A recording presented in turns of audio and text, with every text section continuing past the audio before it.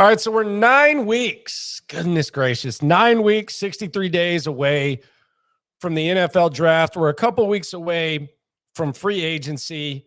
People are getting excited. The buzz around here is intense. It is the Locker Room, by the way, number one source for daily Texans digital content. Subscribe, like, all that type of stuff. But we're getting close to the draft, and there's all kinds of dialogue. Some of it's crazy. Some of it makes you think. But we never fully know what's going to happen during the draft. And the guy that you think is the right guy for the Texans, I might not think is the right guy for the Texans. And 2 years from now, you could look smart. I could look smart, or we could both look like idiots. That's the beauty of the draft. There's no exact science. And as long as you take it for what it is, you enjoy it, you embrace it, you discuss it, then you can appreciate it for what it is, which is a hell of a lot of fun, especially around here, especially given what the Texans have been working with the last couple of years. So I had a nightmare last night. And what's my nightmare might be your dream. This might be the best case scenario for you. But I've made no secret about it. I think Bryce Young is the best quarterback in this draft. I think the height shaming is silly. I hope that he measures at 5'9" next week. And the team ahead of the Texans doesn't even entertain the possibility of taking Bryce Young, because nothing he's done on a football field makes me question his height, his stature. I think he's going to be just fine. I side with Todd McShay, Dan Orlovsky, and some of the other guys who like him. I love Bryce Young. I think Bryce Young's great. And I don't always agree with those guys, but whenever they're saying what I'm saying, I'm going to do what a lot of people do when they present stats and present them to back up my opinion. I'm a Bryce Young guy.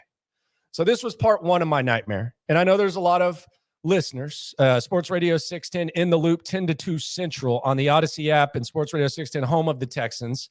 There's a lot of loopholes. Shout out to the loopholes. If you listen, you are one that don't want Bryce Young for whatever reason. You don't like, maybe you like CJ Stroud more. Maybe you like Anthony Richardson. Maybe you like Will Levis. Maybe you want to roll it with Davis Mills, or you want to bring in a veteran, but you don't like Bryce Young. And maybe it's because of the height. Who knows? But you don't like Bryce Young. I love Bryce Young. I think he's going to be a great face of a franchise. I think he's going to be the truth. I think the intangibles are through the roof. So part one of my nightmare last night, woke up in a sweat. Part one, the Chicago Bears draft Bryce Young. We've heard this theory thrown out. Mike Tannenbaum threw it out. I think it was thrown out on the Craig Carton show the other day. The Chicago Bears decide Justin Fields has a lot of talent, but Bryce Young is a franchise quarterback. We want the quarterback on the rookie deal for 5 more years. We have all this cap space. We want to build around Bryce Young and trade Justin Fields. Nightmare for me. It would make you go back to the final game of the season this year when the Texans pissed away the number 1 pick. It would make that one. It would reopen that wound. Again, for me personally. Bryce Young goes to the Bears. How realistic is this? Who knows? But again, we're 9 weeks away from the draft. So these are the types of discussions we have. These are the types of discussions I'm not above having, and the types of discussions that I embrace. So that was part one of my nightmare. Bryce Young goes to the Bears. Texans got to pick between CJ Stroud, Will Levis, Anthony Richardson, or go in a different direction. Not good for me. Part two is where it got perhaps even more troubling. The Chicago Bears then trade Justin Fields to the Indianapolis Colts. Now, I don't know what Justin Fields is going to end up being. I don't know if 3 years from now we're talking about Justin Fields as one of the best quarterbacks in football. I don't know if we're talking about Justin Fields as a guy who might not even be a starting quarterback. That some would say the ceiling's high. Fantasy football would definitely look at Justin Fields, but I don't know what Justin Fields is going to end up being. But what I do feel confident in is the way in which he's used. And you can say this about a lot of quarterbacks, but I think especially quarterbacks with the skill set that Justin Fields possesses, much like Lamar Jackson, much like Jalen Hurts, really all quarterbacks, but especially guys who are as athletic and as physically gifted as Justin Fields. The right situation is very important for him. In the Indianapolis Colts, what they did is they hired Shane Steichen from Philadelphia, who did a hell of a job with Jalen Hurts. Now, the talent around Jalen Hurts didn't hurt, but Shane Steichen did a hell of a job using Jalen Hurts and the way in which he used him, the way in which he put him in good situations, etc. Look, we could look back at this again, fluid situation. We could look back and say Shane Steichen, Jalen Hurts made Shane Steichen, and Shane Steichen didn't know what he was doing, although he did work with Herbert a couple of years ago. But I feel like Shane Steichen and Justin Fields could be a perfect mix and a perfect blend. So that's why this would be a big nightmare for me, because the Texans play the Colts twice a year. They're in the division. And I think Bryce Young is the answer at quarterback. So this would be kind of a double whammy. This is my nightmare. What would you think of this scenario? Put it in the comments. Subscribe. It is The Locker Room, number one source for Texans daily digital content. Spread the digital love. We're 9 weeks away from the draft. Business is picking up. So Bryce Young to the Bears, Justin Fields to the Colts. Very, very interesting situation. And I'm really intrigued to see what Indianapolis does at quarterback and what Shane Steichen likes, which brings me to this.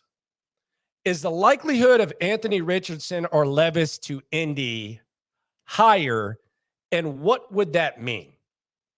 Chris Ballard, if you talk to people in Indianapolis that cover Chris Ballard, guys that cover the team closely, the guys that feel like they have some sort of grasp of what Chris Ballard's about. Because unlike Nick Caserio's kind of been in like a rebuild type of situation. And while you can pick up trends after a while about a general manager, when you're in as unique of a situation as Nick Caserio's in, I think we're still kind of learning about Nick Caserio and what he's about, what he likes, etc. Chris Ballard, Indianapolis people, from Kevin Bowen, I've heard Zach Kiefer talk about this. They feel that Chris Ballard likes traits. He likes physical traits of quarterbacks. And if you're talking about physical traits, two guys that stick out the most in this draft are Anthony Richardson and Will Levis. Shane Steichen, we saw what he did with Jalen Hurts. We saw the way he was able to figure that out. So is it possible that Indianapolis, whether it's at 4, whether it's trading up to 1, which a lot of people have speculated they do, is it possible that Indianapolis would be drawn more to AR-15, Anthony Richardson, and or Will Levis out of Kentucky because of the general manager liking traits and because of Shane Steichen's history of using physical traits, whether it's athletic, et cetera, and maximizing them at a higher level than anyone anticipated? People weren't anticipating that Jalen Hurts was going to be an MVP candidate, not even before this season. And with Shane Steichen calling the offense, he was able to do that. So could Indianapolis be looking at these two guys instead of Bryce Young, who doesn't have the physical traits? He's not, despite the fact he can make plays with his feet, he's not a guy that, you're going to have design runs for like you would for probably Levis and AR-15. So could Indianapolis be looking in that direction? I've already talked about the two context clues that are there with Ballard liking traits and with Shane Steichen's recent history with Jalen Hurts. But one of the biggest journalism lessons that I learned in college, and this was in my investigative class. Shout out to Pete Bruton, one of the best investigative professors in the world. Shout out to Pete Bruton. Great professor. He always said, follow the money. And I think when you follow the money, whether it's in journalism or whether it's in sports, oftentimes it draws you to the answer of questions. And the question I asked just now was, could Indianapolis be drawn to AR-15 and Will Levis? Let's look at the betting odds, where the money's at right now. Now, we are 9 weeks out from the draft, but these things typically move for a reason. Last year, you saw a big surge leading up to the NFL draft of Travon Walker being the number 1 pick. His odds there was an early jump in odds, and then by the time we got to a week or two out, he was the favorite to be the number 1 pick in the draft. Saw the same thing with Paulo Banchero this year in the NBA draft. Right now, the Las Vegas betting favorite to be the number 1 pick in the draft is Will Levis out of Kentucky. Anthony Richardson, a few weeks ago, his odds were 100-1.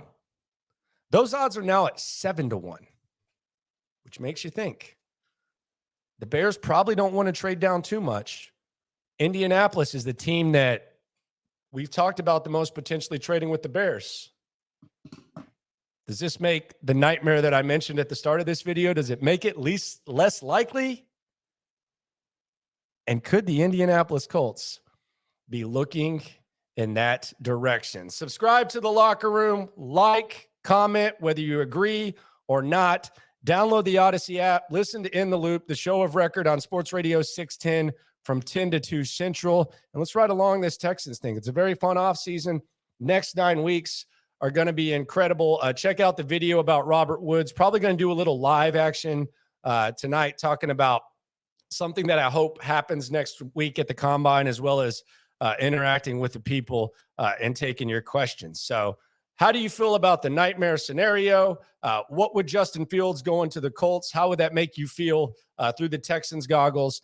And could Will Levis and Anthony Richardson, could they end up in Indianapolis? Because regardless of how you feel about those guys, if they're them reaching the ceiling that a lot of people feel that they have, I think Indianapolis might be the best situation for them. What say you? No matter what happens, no matter if my nightmare comes true, no matter if Bryce Young ends up here or whoever else or whoever ends up wherever in Indianapolis, when it comes to this Texans game, we are all in this together.